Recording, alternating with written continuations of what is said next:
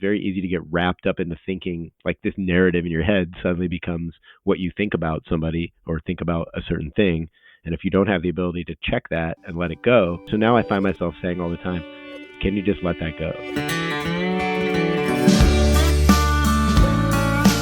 What is up, everybody? And welcome back to the Schooling Struggle Podcast.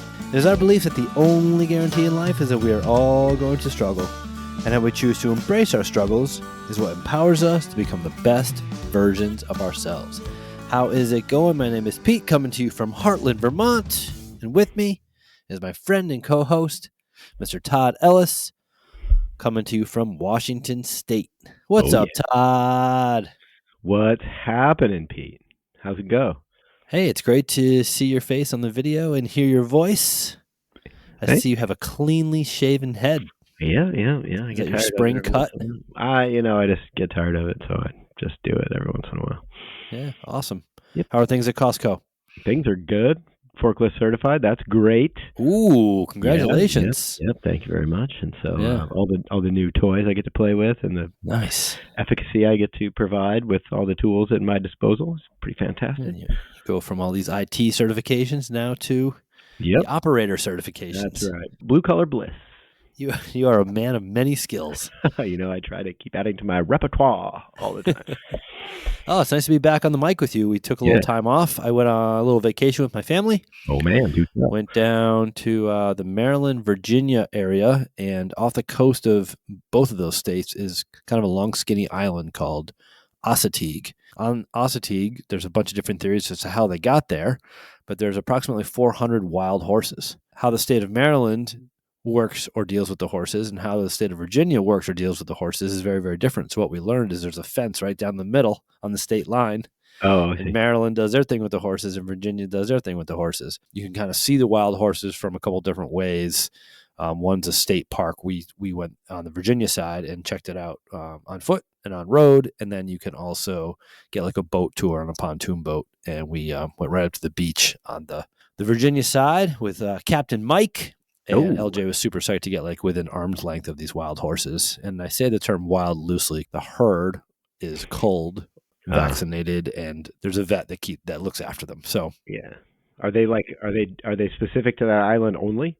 They are. So yes. So the town in Virginia is called Chincoteague, and there's this big to-do that happens down there every year in July, where the volunteer fire department, they're called the Saltwater Cowboys. They throw a bunch of horses on a raft, motor it over to the island, and then round up the horses and swim them across the channel. And it takes about 7 minutes for the horses to swim from the island to the mainland. And then when they get to the mainland, they parade them into town and they bring them to the local fair. Wow. And they do all the sustenance and sell. About 50 foals are born every year on the island. And they sell the foals off to keep the herd at around 150 on the Virginia side. So that there's enough food for them to be. Yeah. Sure. And come to find out, like 30,000 people descend on this little tiny spot to watch the horses swim across the channel. And Captain Mike said in order to claim a boat spot to have enough view to see the horses cross the channel, he has to be out there with his patrons and anchored at 3:30 in the morning for like a noon event. So pretty crazy. So we did that, which LJ's, my daughter's really into horses right now. So that's why we made the pilgrimage down to Chincoteague. And on the way back, we stopped by New York City. Lauren had her first trip to New York City. So we did all the things, and I am proud to tell you that I'm in search of my Father of the Year award. Oh, wow. Because I paid for, and I'm not going to use the word endured because I actually liked it more than I expected, but we had lunch at the American Girl doll store. Oh, that's points for sure. Yeah. So we did that, which was cool. We did a bunch of other things in New York City. What's on the top list of all the things in New York? We went up to the Crown and the Statue of Liberty. I've never done that. That's kind of been on my list. The day that we went, there was gale force winds, and the head of the Statue of Liberty was just rocking from one side to the other. What? So that was interesting. But it's stood there for a while, so they didn't seem too worried about it. And then we just could save it. Okay. we just did the tourist thing for our daughter in New York City. So Times Square, the types of stores that an 8-year-old would want to go in, Disney, Harry Potter, M&M. We went to Central Park. We ventured down underneath into the subway and had a fun experience there. LJ got to see someone puke their brains out onto the Oh, that's tracks. fun. That freaked Nice her out a work. little bit. A Yep. little bit of reality in the subway. Yeah, she was so excited to go down to the subway in New York City. And my buddy who lives there, he's like, I don't think you need to take her down there. I was like, no, we're hardcore Heartland Vermonters. We got to go down. Right. So fit we right go in. down there, and she's so excited. And this dude just he has like a COVID mask on, and he walks over to the edge of the platform and just pulls his mask down and just pukes. Nice. And you can just hear all the vomit just like hitting the ground. And she, at that point, she's really, really scared of vomit. So she got freaked out and she buried her head in my wife's stomach. It was just inconsolable for the entire ride on the train until we got back up above, and then we headed to the Harry Potter store, and she was fine. She was good to go. But nice. All in all, just a really nice time for the three of us just to spend time and invest in the relationships with each other. And during the school year, Jen and I are pulled in so many different directions, and we choose to go in so many different directions. And it was just nice to recenter and kind of spend some time and attention with the core of our family. Good job. Yeah. So since coming home, I have switched around my plan or my routine a little bit. Those that listen to the podcast regularly know my Operation CFO, where I was trying to chill out a little bit.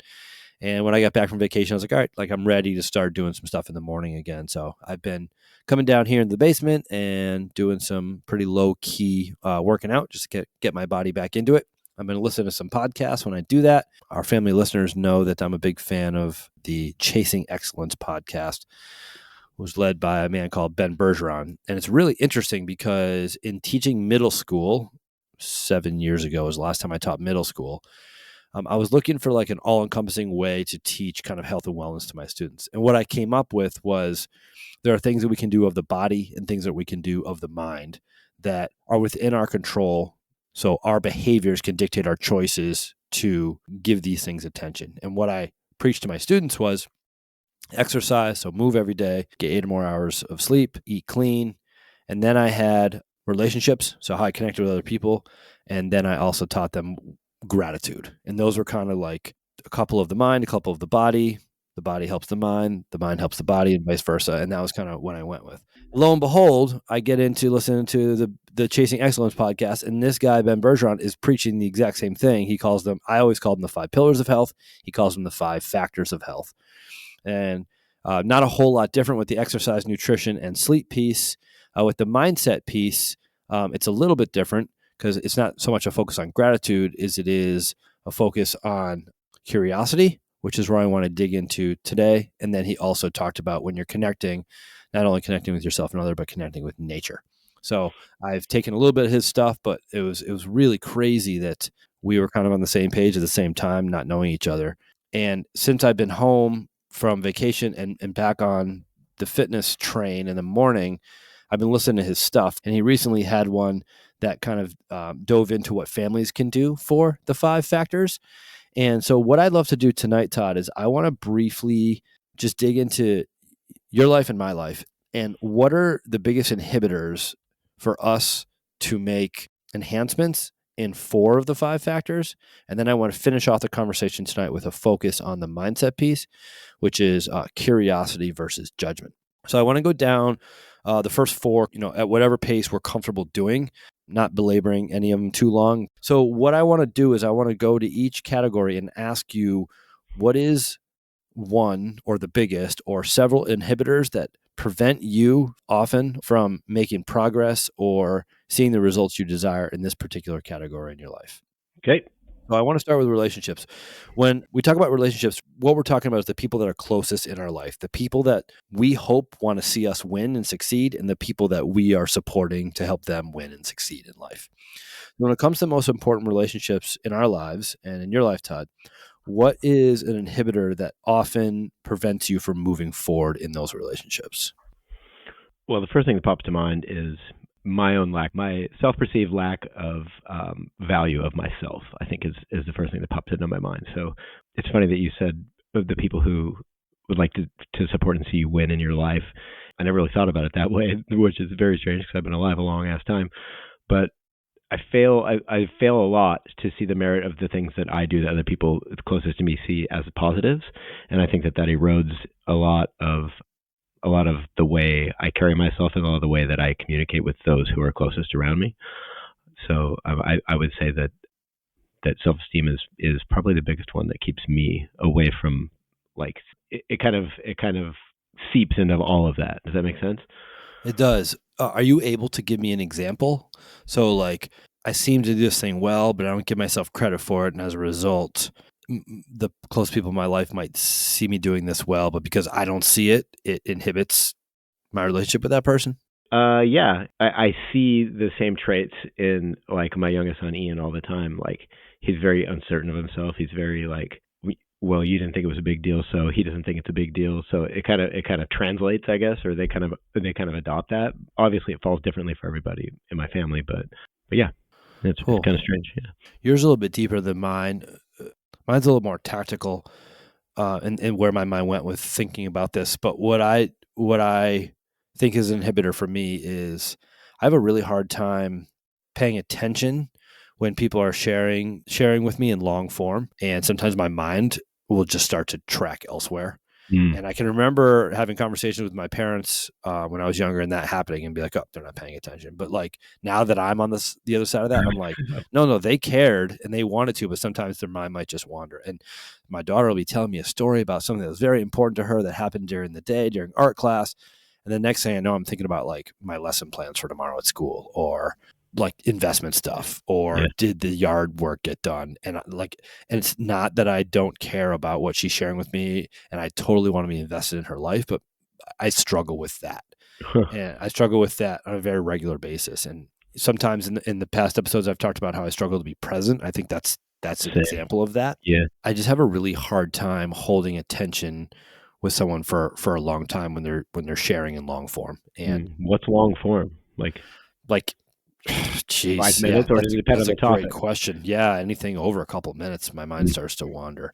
Interesting. And it stinks because I'll be like, all right, she'll start to dig in and I'll be like, all right, Pete, like, here we go. Like, give her everything you got. Listen, same thing, with my wife. Next thing I know, it's like they're finishing up. I'm like, crap, I didn't catch If there was a most test, of that. I would be hosed. Yes. Yeah. Yeah. I just yearn so much to be close to my daughter, as she's going to be coming to that age pretty soon where hanging out with mom and dad isn't that cool. And I need to, plant every seed I can now. And that's just one that kind of gets in the way for me. And I struggle with that. Yeah. Next one is in the bucket of eating and eating clean. So what is an inhibitor for you for eating maybe as clean as you'd like? The macadamia caramel clusters from Costco have inhibited me recently, ridiculously so. But I take a page from my wife on that. It's balance, right? Like, you're not going to be able to, even top athletes, like, you can't be at the top of your game every day of your life. And just accepting that fact that, yeah, I'm going to go out and I'm going to have a couple drinks and I might have the street tacos, or I might have something that's completely, what I wouldn't normally eat. But I think that as long as as long as I'm able to reel it back in, and I know how to rely on the tools that I've learned to get back to where I am, oftentimes I find myself telling myself, like, I know the tools to get back there. It's just, am I willing to use them right now? So I think meeting that equilibrium and then just realizing that it's a fine balance. So when you say tools to get back there, are you saying like after one meal, or after a weekend getaway, or after a vacation? Like when you say get back there, what are you coming back from?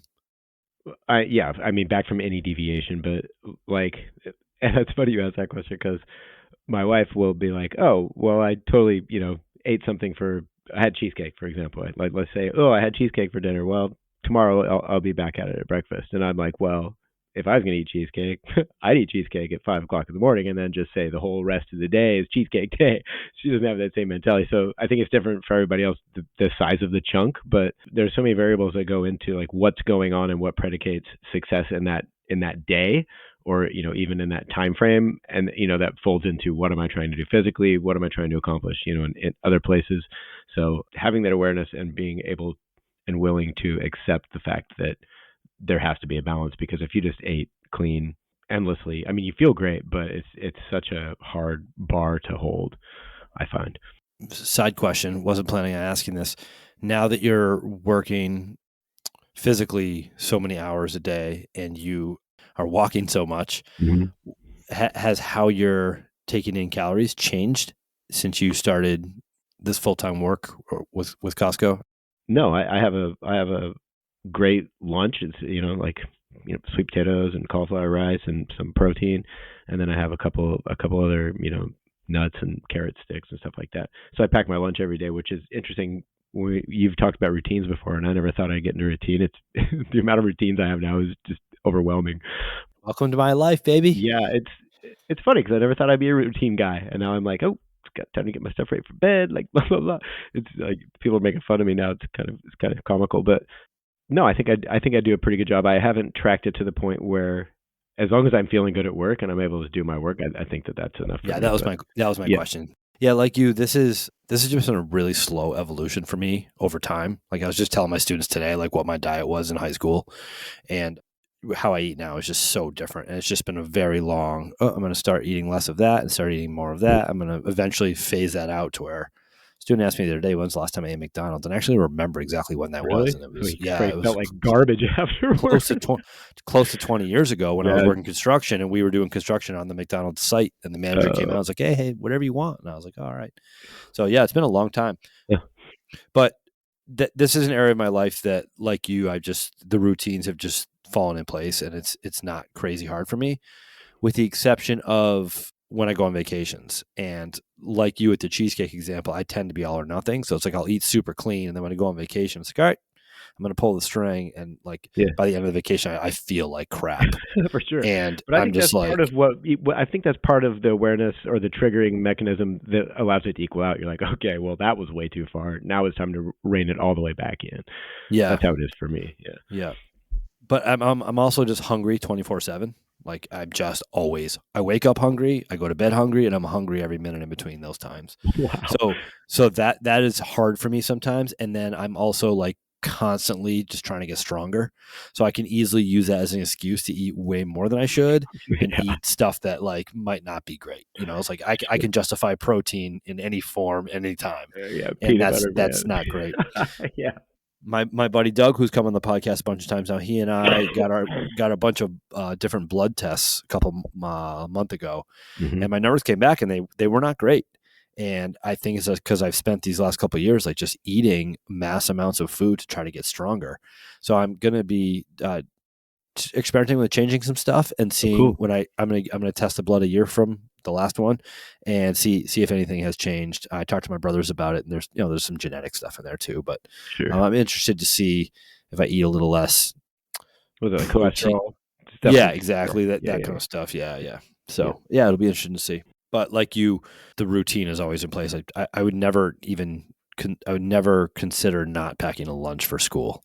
And some people they just show up at school Yeah, and then they it's been run to the corner store and grab lunch every day. Like yeah. the finances for that for me are tough to justify. And then like yeah, it's inconvenient for a couple minutes every night or every morning, but it's really worth doing for me. It's funny to watch what people like. Now I sit in the lunchroom when I eat, and it's just like the things that the kids bring in. They like immediately to the vending machine bring back a hoagie that's in plastic, and I'm just like, that's not a sandwich. And then the rest of the day, it's like, I don't feel so good. I was like, Yeah, I'll and keep it they're for all like, myself. "Who's that weird guy in the corner eating the Yeah, cauliflower for sure. lunch?" They're like, what Yeah, do you eat? And I'm like, yeah, yeah. you don't want to ask that question. All right, sleep. What inhibits you from getting a great night of sleep or 8+ hours of sleep? I would say currently the biggest challenge to that is alcohol intake. So if I drink more than 3 beers, my sleep is just shot. So I've been very interested to watch. I track all my fitness and all my metrics of health, I suppose you would say, on a Garmin device on my watch, and then it plugs into all the other analytics that go on the internet. But I could definitely tell like Friday night because I'm like, oh, it's Friday, so let's go. So I'll drink some beer on Friday, and then I just watch my sleep score dwindle. I could watch my heart rate variability just plummet, and it's just a consistent rhythm through my life. So I'm actually looking pretty forward to stopping drinking. So to see how that goes, see the difference in that. But aside from that, my sleep hygiene is actually pretty decent. I've got going back to the routines, like I've got my supplements dialed in. Like if I don't drink any beer, I can hit in the 90s all the time, and I used to be in the 30s before I started looking at that. So it's pretty good. I don't really like summertime going to bed at 7:30, but whatever. So it's What routine. supplements are you taking currently? Oh, I take a ton, but mostly For the nighttime stuff or all the time? Either one, however you Yeah. want to answer it. Yeah, So I'm curious to know. I yeah, mean, would it take you a long time to answer that no, it question? won't take that long. So Okay. in the Yeah, morning, all of them then. yeah, so in the morning I get up and I take L-tyrosine, which is an amino acid. I take GABA, which is a neuro, I don't know what you call them, neuro something for your brain. I could come up with it. It's like neurotransmitter support or something like that. I take B complex and I take D3, a D3 vitamin, and then I take fish oil in the morning, and then at night I take magnesium. I take half of melatonin, so 2.5 milligrams of melatonin, and then I take L-theanine, which is another amino acid, but it goes the other way. It helps calm you. I'm going to go off of the melatonin just because it's not good to take that for a long period of time and see what happens. But be warned that the L-theanine makes your dreams very vivid and wildly complex. So if anybody out there is listening and you start to have weird dreams, you're like, he never told me about that. Well, there's the disclaimer. So, yeah. That's great. Yep. Thank you for sharing. I guess for me, screen time is a little bit like your alcohol. I now know when I watch a bunch of stuff or a bunch of screen time before bed, my quality of sleep it's much less. Interesting. So if I read for a long time before bed, I will sleep much better than if I watch something. And I don't watch something very often. If there's a big game on, that'll A, keep me up later, and B, screen time, and then I won't have a great night of sleep. Yeah. The time between when I last look at a screen and when I go to bed like matters. If I'm like eyeballs on the screen and then try to get in bed and fall asleep, like it just doesn't happen. Yeah. So we do Friday night movie night, and oftentimes I'll fall asleep during the movie, and then the girls will go to bed, and then I'll like kind of be awake and I'll watch something like YouTube or something. So that inhibits my sleep. I also find that if I have to wake up for something that I'm not super excited about, I'll kind of push off going to sleep because like as soon as you go to sleep, you got to get up, right? So I found that like when I'm in a rut or when I'm not in a rhythm, it's often because like I just don't want to go to bed right now because I don't want to wake. So having something to look forward to right as soon as waking up is really important for me, and that's why I've been enjoying like just coming down and just doing some light workouts because I enjoy doing that. It's not these body thrashing sessions. Yeah. And so just something to look forward to wake up puts me to bed in a much better mental space. And just that pre-bedtime routine is so big. Like the body craves routine, and your body can settle down and can fall asleep so much more efficiently and effectively if you kind of have this step-by-step routine each night to get yourself ready for bed. And I'm definitely a creature of that. Again, when I'm on vacation, that's off. And then something that's been inhibiting our sleep recently is Lauren's been having what are coined as night terrors. Oh, recently. yeah. So she almost exactly 2 hours after she goes to sleep, she's never awake during them. She's asleep, but she's screaming, she's crying, she's moving throughout the house. Her body is convulsing, her teeth are chattering. So we just kind of settle her down and go back to sleep. And she never remembers them in the morning. So there's no trauma on her, but a little bit of trauma on us. So yeah, that's what's been inhibiting. And I've shared in the past, but if I'm into a really good book, I get excited to get in bed and read the book, and I'll get such better sleep. Huh. Interesting. What inhibits you from your exercise these days? My own laziness, I suppose. I don't know. I kind of, when I started working at Costco, I stopped, and this is just, I mean, this is even the actuality of it. It's just an excuse. I stopped being a coach at the gym, and when I was a coach at our CrossFit gym, I felt like through coaching, I earned my membership. And so sometimes in my mind, I'm like, I don't even coach. Like, I shouldn't go there because I'm not going to pay for it, right? Which is complete horsewash because they would just be like, whatever, doesn't matter. But on the flip side of that, like I walk a lot at work, and so in my mind, I kind of be like, well, it's fine. I mean, I'm walking 15 miles, whatever, a day, so it's like no big deal. Like I'm getting exercise in, and then I still have yoga in my routine, so it's like those two things in my mind. And I'll run, I don't know, two times a week or something like that, but it's not as much as it used to be, but I'm okay with it. So, but that's the biggest. Yeah. That's what I was curious about. Like you're moving so much and covering so much territory at work. Are you okay with your fitness translating over to that, or are you not willing to give up your whatever it is? Yeah. I guess I'm going to get back at it, but it's okay to give it up, I think, for now. But there is something to be said about, a knockdown, drag out CrossFit, leave you on the ground gasping for air. Like it just feels, it just makes all the things for me just so much better. Like I don't know how, but I think it's all the brain math. But yeah, I do crave that. Like I do like enjoy that part. For me, I think when I was thinking about this, it's when I get an injury in a specific area of my body, I am good at using that as an excuse not to train anything else.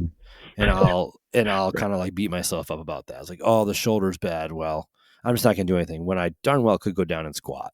Yeah. Or I could do a bunch of other things, but I'm like, oh, I just need to heal. I just need to heal.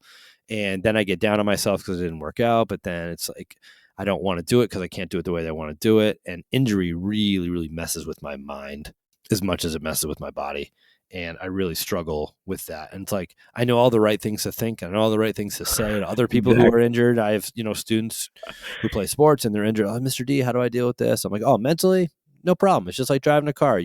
All you can see is what's lit up with your headlights. You don't worry about 3 miles down the road. You focus on what you can focus on now. And I know all the right things to think and say, but I really struggle with it when I'm injured. Like if I can't do the stuff the way that I want to do it, I don't want to do it. Yeah. And yeah, so injury is an inhibitor for me, obviously, but and the rest of my life is just a little off when I'm injured, like stuff that shouldn't matter, but or shouldn't be related, but like it's everything's a little off. So like I've learned that like I'm better off if I just don't get injured. Well, that's always a good approach. Good luck with that. Good luck with that. So all this brings these all bring us to the last one that I want to dive in a little bit more with, and I'm really curious to know your thought on this. But Ben Bergeron talks about a strong mindset being one that is curious and not judgmental, and I think that is brilliant. And the more that I think about it when I'm having free time or driving or whatever, or maybe someone's trying to have a conversation with me and my mind is distracted thinking about this thing right here. But I started thinking like, where are some areas in my life where I'm more judgmental than curious? And where could I be more curious? And where could I have a little more compassion and be more curious toward people or toward some perspectives and thoughts that I have? So I'm curious. I'm curious to Great. ask you, like, if you're being honest with yourself, where are some areas of your life where you can be judgmental, where maybe if you were a little bit more curious in that area, you could be more of an open-minded individual? I think it shows up in a multitude of areas, but I really have a hard time. I've heard about this curiosity piece several times, and it always comes back for me like, in which way should you be curious? Like there's no, like there's no book for it. So it's like, oh, be curious. Like I went to coaching and it was like, be curious more often. And I'm like, well, what, like curious about what? Curious about what people are, or is it leverage curiosity when you see the judgmental side and then be curious about why you're being judgmental? Because I think that's the key, right? Is like, why do I think this way? Like I don't even know, like, you can come up with a million examples. Like I don't even know this person. Why am I judging the way they're talking about? How could I be curious about why they're talking that way, or why they see me this way, or why they respond that way? So I think that's where the key is for me. Anyways, I've put those two things together. But I stumbled across, I think it was in a meditation I was listening to one morning. Yeah, it was. It was, in order to let everything be, you have to let everything go. And I think that's also loosely related. It's just like, and it could be, I'm letting go of the judgments, I'm letting go of whatever it is, but I find that very difficult because it's very easy to get wrapped up in the thinking, like this narrative in your head suddenly becomes what you think about somebody or think about a certain thing. And if you don't have the ability to check that and let it go, then you're just going to carry it like, it's like the dog hair, right? Like how long are you going to get mad about dog hair? Just let it go. It doesn't really matter. So now I find myself saying all the time, can you just let that go? And it's actually worked out pretty well. Some things are harder to let go than others, obviously, but especially if you see patterns and they recur, because then you're like, man, maybe I could solve that, or how would I? But maybe that's where the curiosity ought to come in, right? Like maybe I should be curious about how I could be different in order to, so I don't get irritated about that trigger. I'm curious. It's funny, like you using that word when you say like I need to let that go. I think that's an exploration and curiosity in and of itself. Could be. You have the awareness to say, all right, this is not worth getting upset about. I need to let this go. How And might I do you're that? probably Right? you're probably finding ways that you can strive to do that. Yeah. So the curiosity is there. Yeah, I think this exactly what you just said. This can be looked at so many different ways. And when you hear that, be curious over judgmental. Like, what does that mean? And Ben in his podcast explains what that means to him. But yeah, you really got me. You really got me thinking. So I'm really bad at reading or hearing something and articulating in a way to someone else that is understandable. But basically, he's just saying that judgment doesn't Judge yourself. You'll be okay. judgment doesn't move anything forward. Like, it doesn't help in any way. But being curious can help in a certain way. So the way that I take what he says, and an example I think that many people can relate to is, let's say you're at the grocery store and you're buying groceries and the clerk is very curt or rude with you, right? Instead of saying, oh, that person's a jerk, why would they treat me that way? I'm the valued customer, they should be treating me better. Instead of that, maybe the curiosity as well, maybe they have something going on in their life. So that's like step one. And then maybe step two is, there's clearly something going on in their life. What can I do right now to help them? Like, maybe even just get a smile out of them, or make it easier for them by bagging the groceries, or whatever the thing is. I think where I'm often judgmental is definitely with myself. And it's like, well, how can I be more curious about how I can be less judgmental about myself? Or if there's certain things that I start to find myself judgmental about, asking myself why. And like you just said, there's a couple whys there, but why do I feel this way? And why is this thing that way? And something that I really struggle with, and I'm trying to have a lot of compassion, but it breaks my heart when I see like morbidly obese, really, really, really young kids. And I really believe that the vast, vast, vast majority of parents are doing the best they can with what they have. And when I see kids that are like so far behind the health 8 ball by like age 5 or 6, like it's really hard for me. Mm-hmm. And I found myself being judgmental to those parents, being like, why would you do that to your kid? You're strapping your kid, at such a young age. They're never going to be able to come out from under this for so many reasons. But start to think like, why? Or, instead of me being angry at the parent, just thinking like, well, why? There's clearly hardship there that they're trying to navigate. And me being judgmental of that parent doesn't move me forward, doesn't move them forward. So that's like an example from my life where I can find myself being judgmental, but being curious could be helpful because I can learn. And then as a teacher, when I work with kids that are in those situations, maybe I have a little bit more perspective to provide to them. Yeah, there's a I don't know, I think it's a Buddhist teaching, and it's definitely used in the meditative field. It's like, what else is true? It's kind of like the 5 whys. So like, you just keep digging until you either you find the root or you find something that challenges your own belief. That is in and of itself a way of curiosity, right? But if you look at those in your example, right, like, is that true? Are they doing the best that they can based on the knowledge that I have about that? I mean, really, you probably don't really know much about them anyway. So so you're like, that, yes, that's true. I don't know. So then you can become curious about, why am I holding this judgment? Obviously for you, it's probably health based on the kid, but it's just like, such a mix of cocktail mixture of things that go into the way people think and the actions that those spur. It's just wild if you think about it. Yeah. I'm coming around and getting much better at striving to have compassion for other people, but like sometimes I still find myself like making those judgments. It's human. I think that's what we do, right? Yeah. I mean, yeah. I don't think you can ever stop it. You're always going to judge something, and I think the closer the people are to you, the easier it is to overlook the fact that you're judging them. Like, it's just like, oh, especially in parenting, it's just like all the time you're judging. It's just like, wait a minute, does it even matter? Like, is this kid healthy? Are they doing the best they can? Like, have I done the best I could do? Like, that's all that really matters, right? So I think a part of it is also distilling it down to what actually matters, as opposed to what actually you think should matter. I think that's a huge difference. Yeah, so I've been trying to think about like, where are some areas of my life that I should. You love when I use the word should. Yeah, I'm just gonna say it, but go ahead.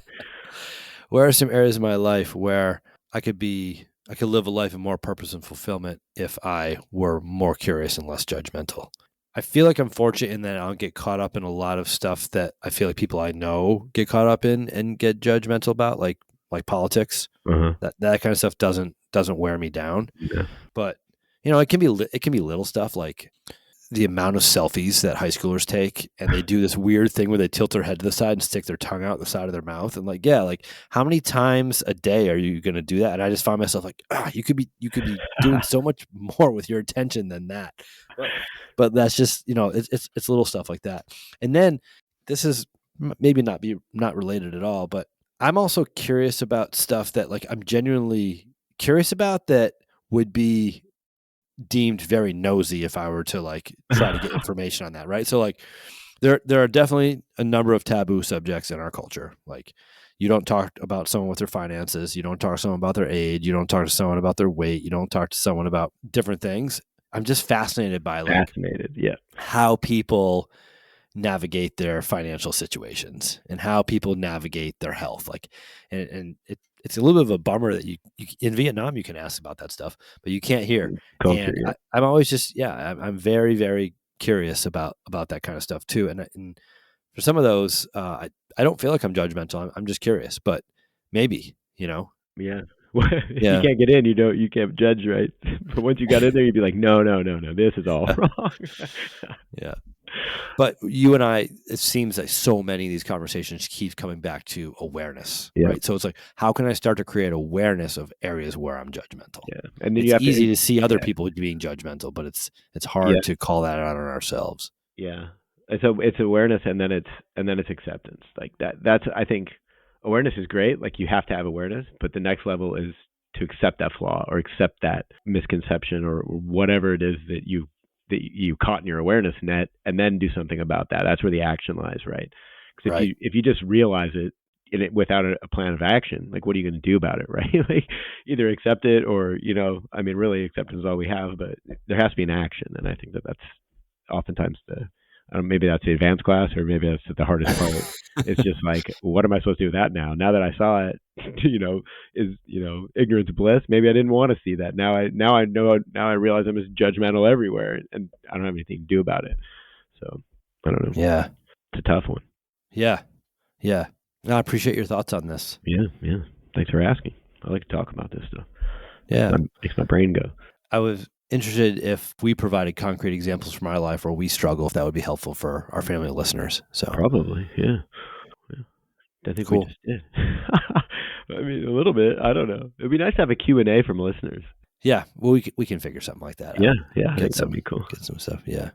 Anyways, yeah. Awesome. Good Cool. topic. Speaking of the listeners, to all the listeners out there, schoolingstruggle@gmail.com. Hit us up with any questions or perspectives or potential guests you think would be awesome to bring on the show. Yeah, random quotes would be good. Yeah. We so very much appreciate your ears. We thank you for your time. We are incredibly grateful for your attention. On behalf of my co-host, Todd Ellis. Oh, yeah. We are the School and Struggle Podcast. We are out. See ya.